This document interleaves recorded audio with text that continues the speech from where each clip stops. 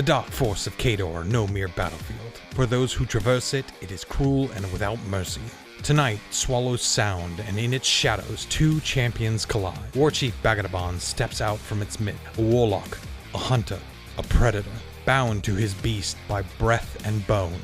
He carries the hunger of his people like a banner. Every move is a swift trial.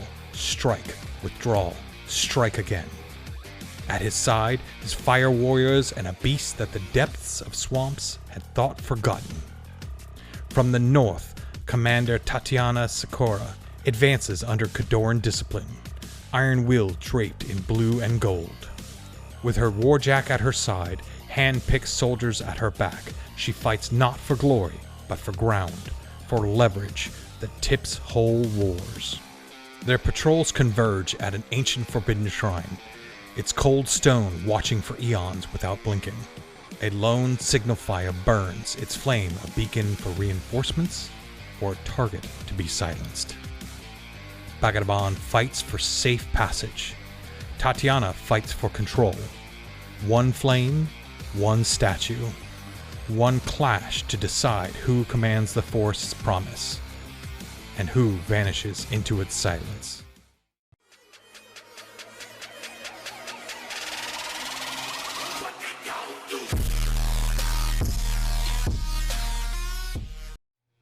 Hey everyone, this is Gaston, and today I'm rolling out the Khador Winter Korps Command Starter, confusingly previously known as the Khador Annihilators Command Cadre. For this matchup, my focus is going to be on stat checking my opponent. I've got a lot of boxes, a lot of armor, and a lot of huspa. Pretty much I plan to get jammed in as soon as possible and feat for even further staying power. My spell rack reflects this with the addition of Iron Flesh. I'm vastly outnumbered activation-wise, so I also want to leverage Krol's 3 ranged attacks to try to thin out the amphibian horde a little bit. To shore up my lack of Pathfinder, I racked in Wheeled Secrets to get me there even faster. Hey everybody, Dowdark here. A bit off of our normal path, we'll bring you today this 30-point Cadre of Iron game. We wanted to take some time to show how a 30-point game of Warmachine could be played using just what's found in Cadre boxes. In this match, I'll be using the Southern Kriels Fire Warriors Command Cadre. Though it comes with a lot of models, the Cadre box mostly are 1-wound models, so I'll need to leverage my strengths of model activation to carry me through the game to the end. Since I'm up against some armor for this match, I decided to rack Fury Strength, and to keep my center tar pit, the Vorogger, alive, I also took Fortified to stack on top of Impervious Flesh, and to prevent any possible drags. Alright, so I won the roll-off. I think I took Defender from a board edge perspective, which made you the attacker. And ideally, I was just kind of looking at my first deployments as basically, I'm going to use my totems as contesters. They may not necessarily be great for controlling, but they allow me to force this in a scenario where you have to contest it first. Yeah, and I mean, my strategy coming into this is to push real hard. You outnumber me a lot, which is kind of what makes this a little interesting of a match, but I have so much more health than you do on the table. And so armor. I'm really looking to... Yeah, no, don't worry about the armor. They're fine. They're cool dudes. So I'm really going to be looking to kind of push up as much as I can. So the idea is that I'm going to be very, very aggressive. I'm going to try to put just a bunch of hunk on each of these objectives. And then I did rack in Wheeled Secrets. And that's only going to affect one of my models, but I'm going to use it to make one of my Wrecking Crew stealthy. So you're not going to see him coming. He's a total stealth mode guy. John Cena-ing over here. Yeah, I mean, you mentioned like the fact that I have the multiple activations between the Fire Warriors and the Shamans and Bagadibawm and the Vorogger and the Mama Troll or Mama Turtle. I definitely have the activations in my advantage, and I feel like I'm going to get the upper hand on the game if I can just knock off 1 or 2 of your guys, because then you're going to be playing with so few things. Like, if I can ever get the game to a point where you've only got 2 models, then I get a 3rd objective that can never be contested. Yeah, and this kind of goes back to the core rules where we say that I'm not even going to try to pronounce your name. The frog box is one of the... It just sounds like you practiced. It just sounds like you practiced saying that over and over a lot. In a mirror. And I guarantee you, I have not practiced at all. And so, but going back to the core rules, this is one of the frog box is one of the ones that's like kind of not recommended. And the two reasons why it ended up sort of on that list is one is just have so many models, like you just started listing them and I took a nap. The other piece is that there's so much fire that if you do run into something like I think Vilkul has like a lot of resistance fire, then it just gets very skewy. Yeah. But we're friends, and these are the models we had painted, and so these are the models you're going to get to enjoy us playing today. Yeah. I'll go ahead and get it kicked off here in a second. Deployment-wise, I just have Krol kind of hanging up on that flank. He is more or less the only shooting I have in my army, and my hope is that he is able to kind of knock down a bunch of frogs, like those little one wound guys. He's able to kind of like go through 2 or 3 of those a turn, and he's able to hold that flank just by himself. Then obviously I have the Avalanche kind of centrally positioned. All right, so off to round 1 we go.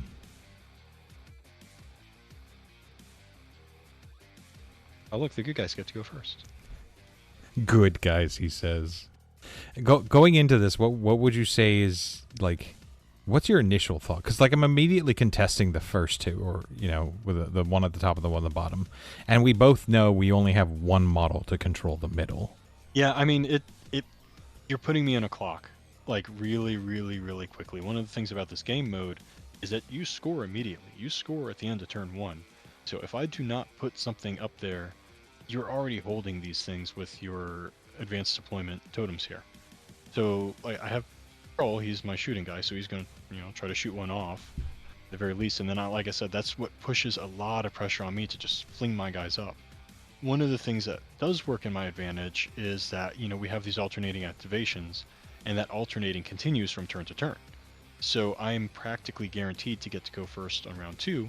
So if I do a lot of staging on this turn, and I'm able to do get guaranteed that I have that first strike on the following turn. So really, right now, really, I'm working on not falling behind on scenario because of that. So I've got Tatiana. She's moving up. She's going to desperate pace one of the Man of Wars to get him up in there, just like I keep talking about. And then she's throwing up Iron Flesh on the Jack, and then she's going to wield secrets on one of the Man of Wars. He will immediately not benefit from stealth because I wanted to move him up to contest. Well, them's the breaks, but at least he does benefit from the Pathfinder. Yeah, and I'm definitely using, my Shamans have the ability of providing cover to any of the frogs that are within 3. So because we have these, in this game, every model is its own piece. We don't have units. I actually got to sprinkle my Shamans basically on the 3 areas. So I've got one down here with the statue. I've got another one up there with the other frogs with statue, and I've got one near the caster. I didn't want to necessarily move the Vorogger immediately because I saw that you put the 1 Man of War within 3 of the central objective, the 50mm, which can only be controlled by the casters or the battle group, the cohorts. So I knew it was contested, but again, this game has a slightly modified way of scoring because it's done by an amount of hit points.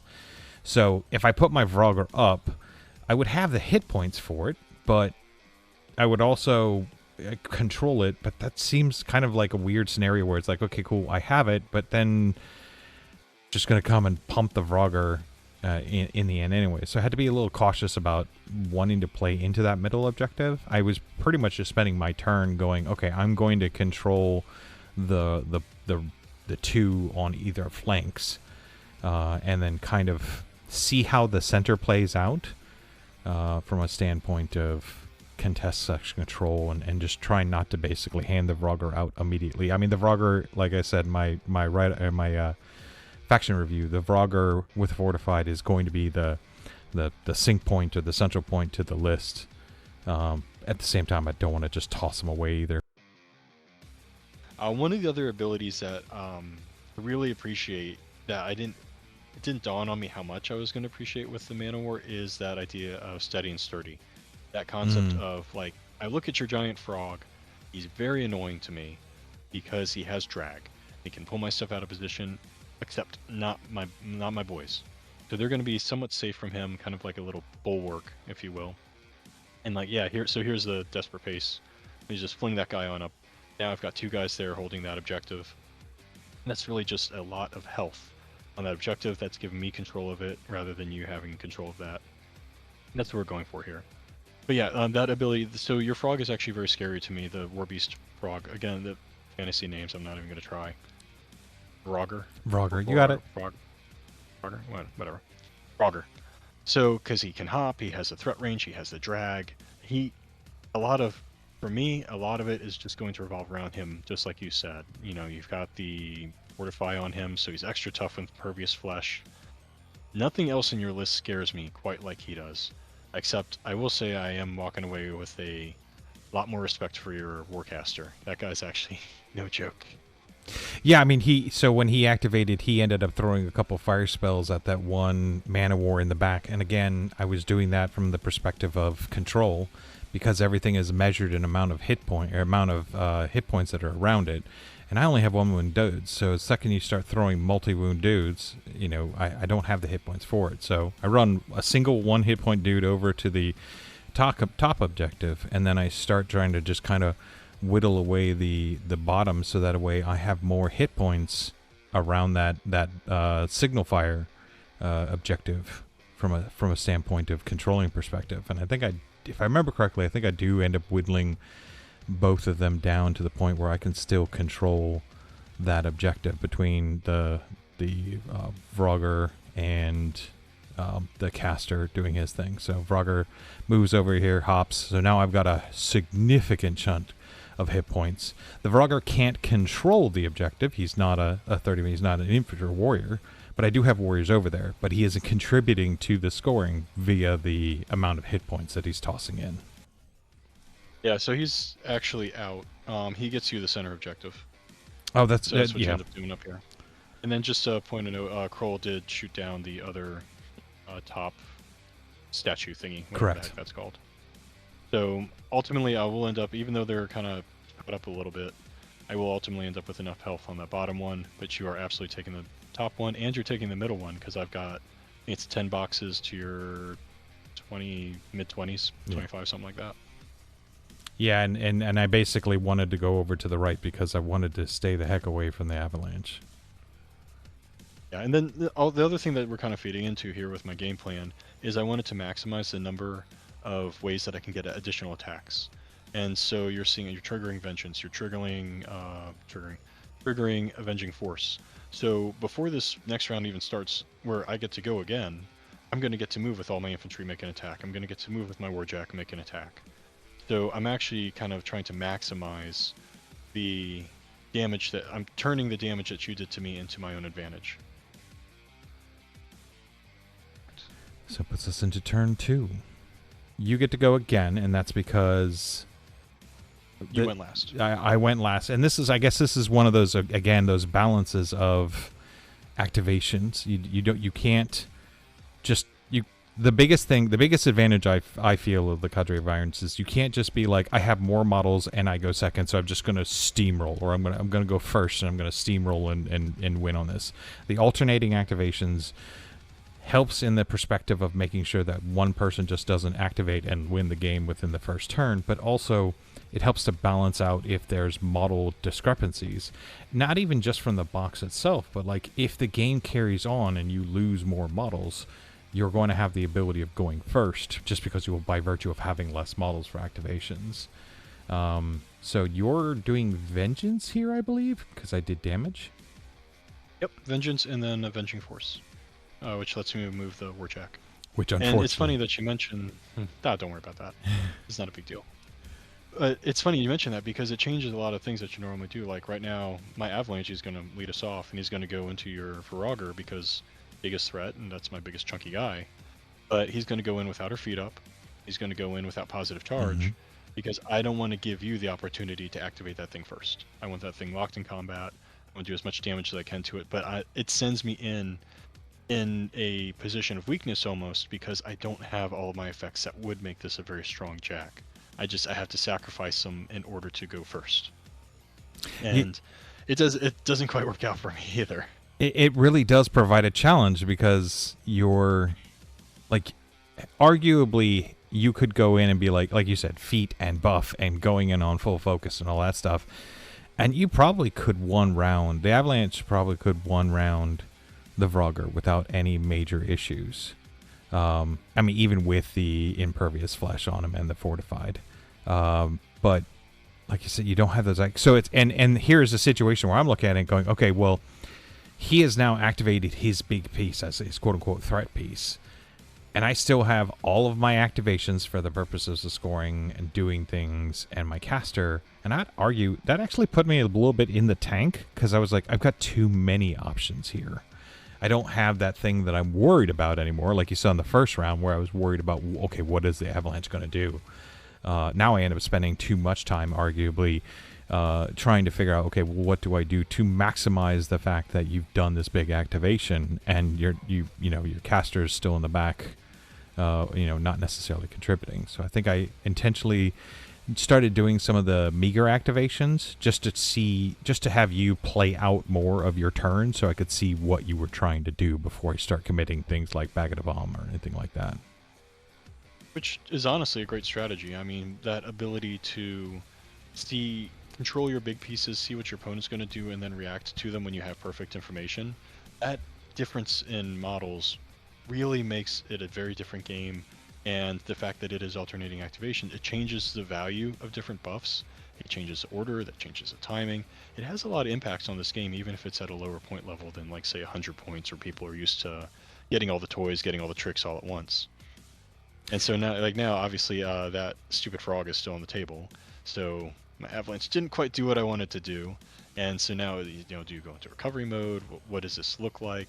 And so for me, it looks like it's going to be a feat turn. And I'm going to go ahead and throw up positive charge.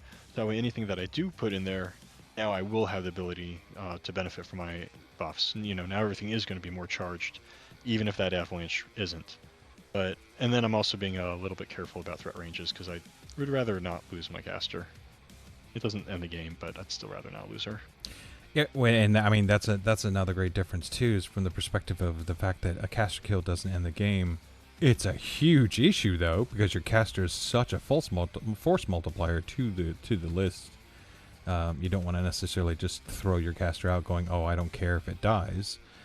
But one of the other things I wanted to kind of point out with the alternating activation that could, that seriously hampers into some things is units or anything that gets ganged and stuff like that. You have the challenge of you don't send the entire unit in all at once. You only get to send one in.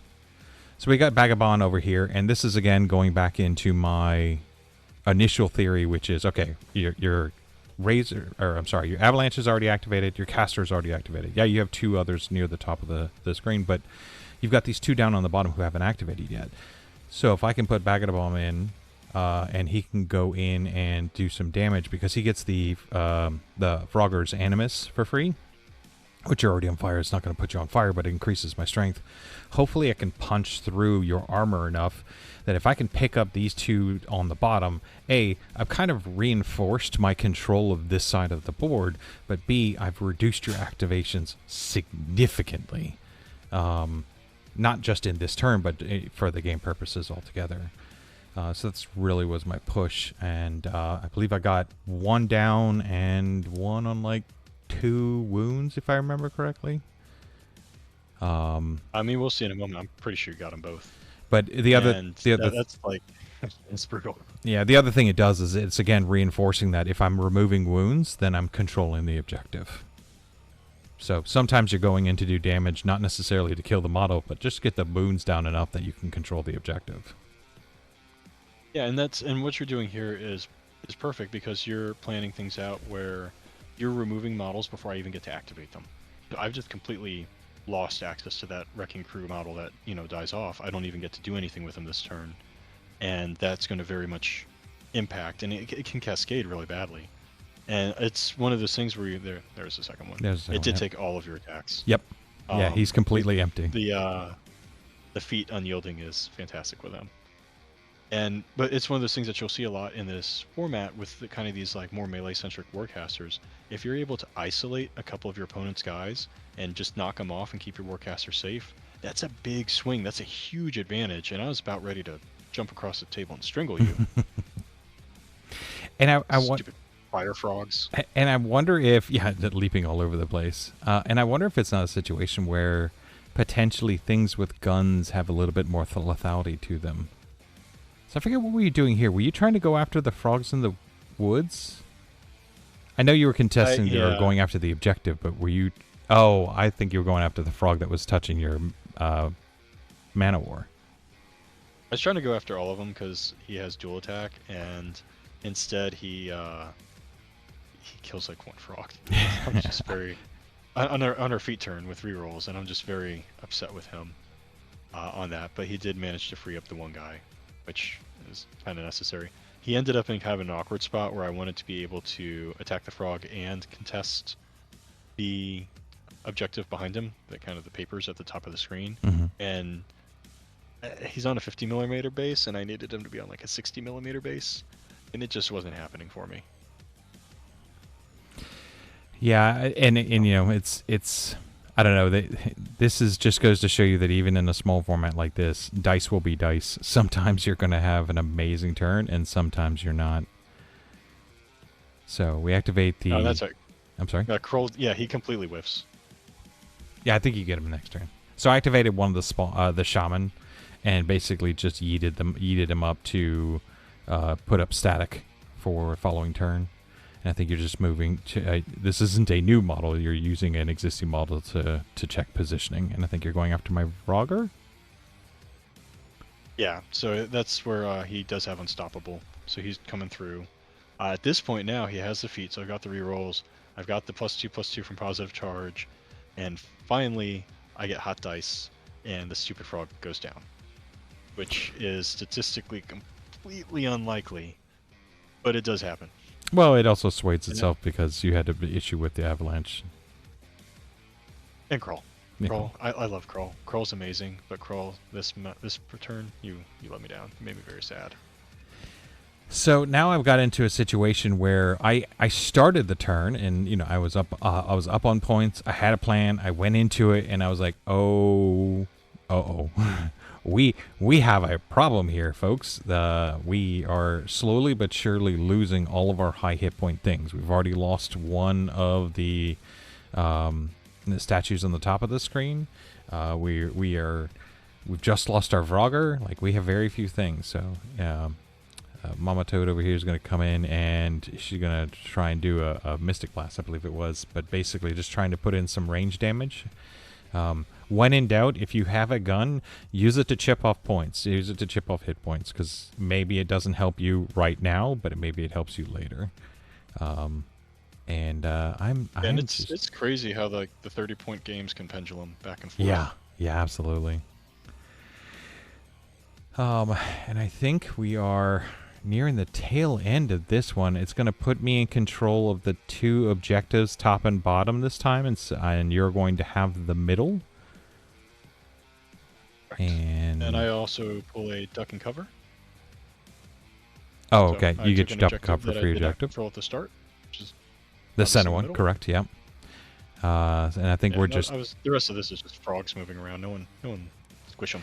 I mean, ideally, it was just... I was trying to get in the way of things. You don't have any leaps or anything like that. So, though we just said, hey, it's not... You know, you lose the caster doesn't lose the game. He's now officially my strongest piece on the board, and I don't want to lose him. So, we're doing... Best part is he has to start cutting. Yeah. And that's actually a challenge, too, is, you know, as a Fury caster, I was actually finding myself cutting a lot. In the... just to fill up every turn, because I only had the Vorogger to build Fury off of. Yeah, it's balanced because the focus casters don't get to overcharge their field, so they're actually a little bit easier to kill than they are in the normal game. But it's a thing, and especially if you lose your War Beast on, you know, turn 2, you're only halfway through the game. That can be a little bit rough. Yeah. Well, the 4 turns instead of 7 turns is definitely going to help. But it's putting it... Now I'm the one on the clock. We're going to be off to 2. I think you scored your 1 and your 1 objective and 1 mission card, and I get 2 and 1 mission card, putting me at 3. That is correct.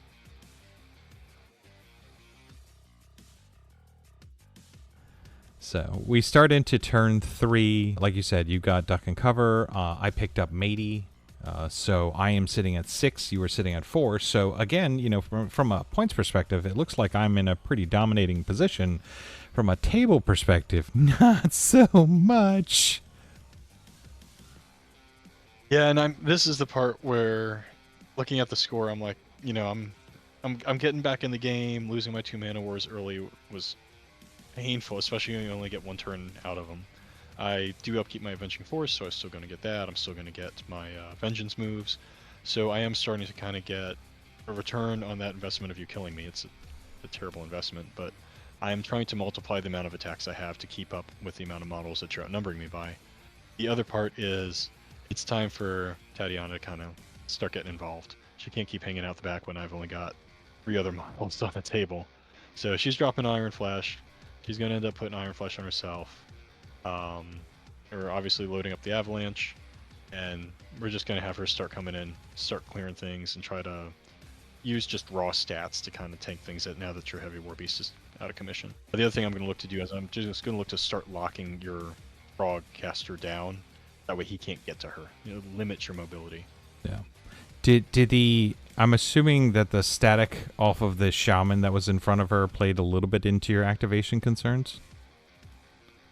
It was annoying, but I don't think it changed a whole lot. So, I mean, here is where you see he's just literally walking up, and I'm just trying to remove health. I'm trying to use my reach to engage your caster, because I don't think Frog Guy, he has a lot of attacks, and he can get through some of those infantry models, but I don't think he's getting through an Avalanche. So No. I'm just literally doing this to limit your mobility. No, and I think that, you know, one of my misplays is just with the loss of the Vorogger. The other thing that it does is I lose that damage animus, so it becomes you know, much more of an issue. I know that activation was just, you know, like we basically walked in on your avenging. Was it avenging? No, I'm sorry. What did the Jack happen on it? Avenging Force. Avenging Force. Yeah, Avenging Force. It's a standard Khador thing. You'll see it pretty much anytime you play against Khador. And that just basically got you the free walk in and punch a statue. But well, that's the vengeance. Yeah. Yeah. The so ideally it's I kind of went into it. My only hope really was removing models, but here we go with Tatiana walking off and start stabbing things. Yeah, so here's her removing the ever annoying H static. Need to cut that out. Her double axes. Which frees her up to be able to do more in her turn. Yeah, this is what gives her the positive charge. Oh, is that what you were pushing for, was a positive charge on her? Just from a perspective of... It goes on the Warjack, but yeah, it gets him the +2 to hit, +2 to damage. Okay. So now he's like an actual threat. And then, like I said, I think she actually tried to kill that frog that Krol failed to do, and she fails to kill it also. I don't know why. Frogs will never die. So when you went into this, did you have any of, like, you've got Old Faithful, Hard as Nails, and Hunter. Were you looking at any of these cards to actively go after, or...? Oh yeah, I'm always looking, at the start of the turn, I always plan which card I want to do. In this case, it was going to be Hunter, because I'm pretty sure I can just push backwards, and the idea is that if everything is locked into combat with Avalanche down there, then I can just push backwards and hold these 2 up top, and that will give me the Hunter. Gotcha. So Bagadibawm activates. He kind of shimmies over, still staying within melee range of the Avalanche, and we are basically looking to toss some Molotov cocktails. I forget what the spell is. I have to pull it up, but basically it's a fire spell. He gets a toss, and anything that's within range also gets lit on fire. Not necessarily because I was expecting the fire to do anything to these high armored pieces, but it allowed me to at least start lighting something on fire to potentially get incidentals. So that, you know, maybe randomly if something's on 2 hit points, it dies to a really hard roll on fire. And this is where you see a little bit of what we're going to call the business of boo-boo, where you don't have anyone on that bottom objective anymore. Nope. Well, technically, I think the shaman is in range of within 3 of the shaman and the frog, but I don't think the avalanche is going to let them live very long. Yeah, and that's the thing is, I think if your Warcaster kind of stayed toward the bottom, then he has just enough health to keep that and to keep the avalanche at bay. Yeah. So we use a spell that pulls us out. Fire step. And that just removes the possibility of the avalanche just punching my caster, because again, he's my strongest play. Yeah, so it forced you to be very, very cagey with him. Yeah, I mean, it's gotta stay in the game, gotta keep on thinking about it. So here comes Mama Toad coming up, doing another mystic spell. This one not being fire, this one being magic. We're just trying to chip off and then fall back. She kind of plays the in and out game with a wall that's over there almost all game long. Yeah, and one of the things that's kind of nice about this format is that chipping matters. Yeah. Like if you get up to the full game, it's very binary. You're either contested or you're not. You're controlling or not. In this game, because it's your health that determines if you're contesting or controlling objective, like just getting a 10 wound model down to 2 wounds, you can then take it from that model and it can still be alive. So chipping very much is a big part of this format. Yeah. But so is Krol finally going off and doing his job and killing everything. Oh wait, we're supposed to kill these? Oh, I'm sorry. Let me go ahead and get started. You know, the Mama Toad is probably one, and I probably should be using her actual like real character or real card name, but I had no idea. One of the things that I in reflection, you always finish a game up and you're like, hey, what could I have done differently? I did not properly use Enliven like I should have. I think I really like the activation issues definitely played into it, where she didn't enliven the Vorogger because before the Vorogger died. Yeah, it's alternating activations that it makes a huge impact that you don't realize until you start playing the game on all your buffs and how your models interact and what goes first, and if you're trying to go first or second in a turn. And especially because we share rounds, and so everything kind of ends at the bottom of round 2. Yeah. You ended up scoring 2 objectives, and I scored a big fat goose egg. I scored nothing.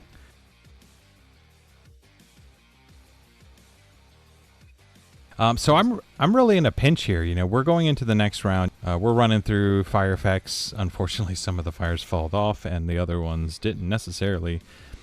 And I pretty much have Mawga'Bawza and Bagadibawm.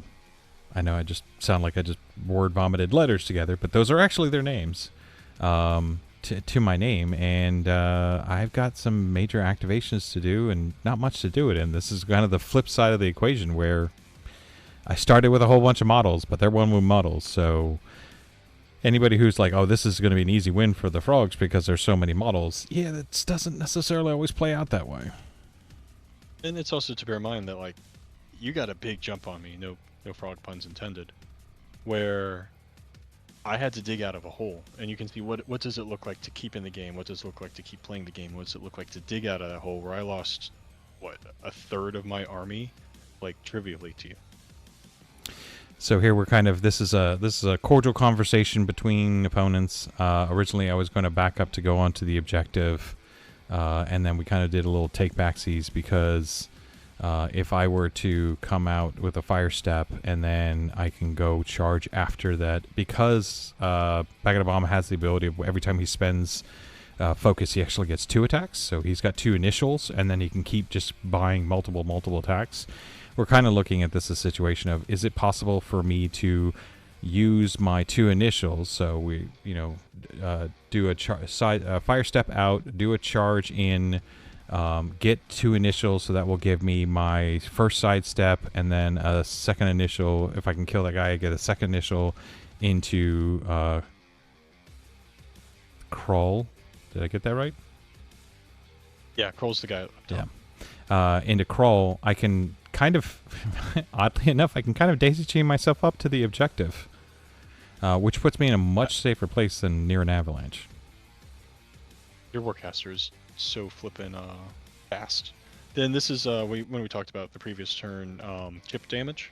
This is what chip damage looks like, because if Krol starts with 10 and Bagadibawm, Badabum, Badabum, bum, Mawga'Bawza has been zapping him. 16 health. I can't take that back from you. I either try to kill you, which is statistically not likely to happen, or you get it. And so and then the other thing is Avalanche can't score the flame objective because he's not infantry. Yeah. Tatiana's not close enough. So by flipping the entire table like you did, it was actually a really, really good play because it scored you points and it denied me points. And it didn't look anything like Bagadibawm was running away terrified. No, that it was a strategic retreat to the rear. I'm calling that lore accurate gameplay. So Avalanche comes up, getting towards the objective for scoring purposes.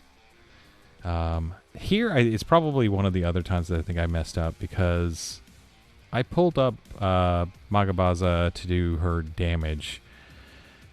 I'm not sure exactly what was going through my mind, but when I ended up doing her reposition at the end, instead of basically yo-yoing back behind the wall, she yo-yos towards the objective on the final turn, which makes no sense. I really don't know what happened, but unfortunately, I'm just giving you more of an opportunity to actually do something with your caster. Yeah, it actually gives me a card. It gives me hard as nails, which I don't think I would have actually scored without that. And my only other one remaining is Old Faithful, which I'm not taking because you're not contesting the center at all. So thank you for actually giving me that point. Yeah, unfortunately, because I got my hard as nails when Bagadibawm went after and killed the one guy. And unfortunately, I gave hard as nails to you in return. It was an awesome game. It was a fun game, you know, with the scoring. I get one, you get one, you get a card, I get a card. Had I not given you Art of the Nails, it would have been a tie at 8-8. Awesome game, though. Yeah. I mean, you put me in a hole, and I had to grab a shovel and dig my way out. Very, very well done. And with that, Khador secures the shrine and the courier scraps, tightening a ring around the tree line.